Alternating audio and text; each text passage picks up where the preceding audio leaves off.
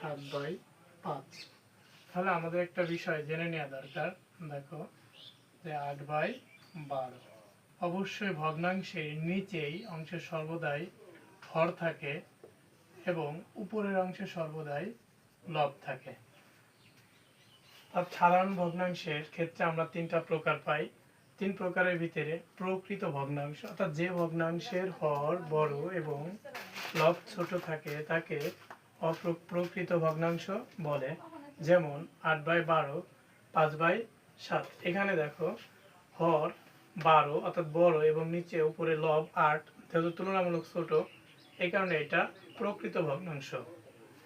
অপ্রকৃত ভগ্নাংশ, যে ভগ্নাংশের হর ছোট এবং লব বড় থাকে তাকে অপ্রকৃত ভগ্নাংশ বলে। যেহেতু আমরা বারবার বলছি যে ভগ্নাংশের হর নিচেই থাকে, যেহেতু হর এখানে 8 ছোট এবং লব 12 বড় হয়, ভগ্নাংশটি অপ্রকৃত ভগ্নাংশ হয়েছে। বেশিরভাগ ক্ষেত্রে এই দুইটা ভগ্নাংশের ভিতরেই কনফিউশন থাকে।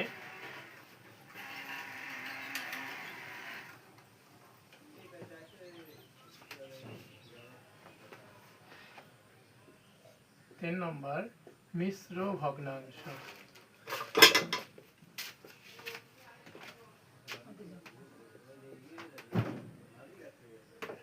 যে ভগ্নাংশে একটি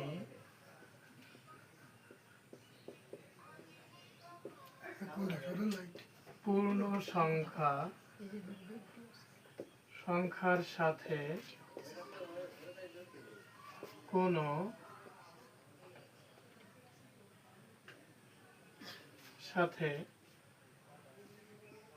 প্রকৃত বা অপ্রকৃত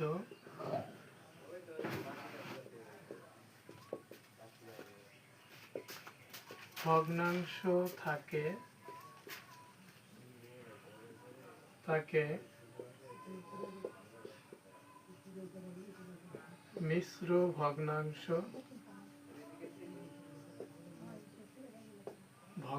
বলে। যেমন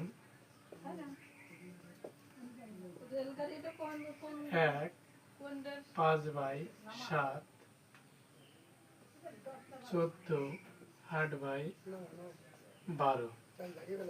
দেখো আমাদের এখানে মিশ্র ভগ্নাংশ একটা পূর্ণ সংখ্যা, অর্থাৎ ভগ্নাংশের সামনে যদি কোনো সংখ্যা থাকে সেটাকে অবশ্যই পূর্ণ সংখ্যায় থাকে।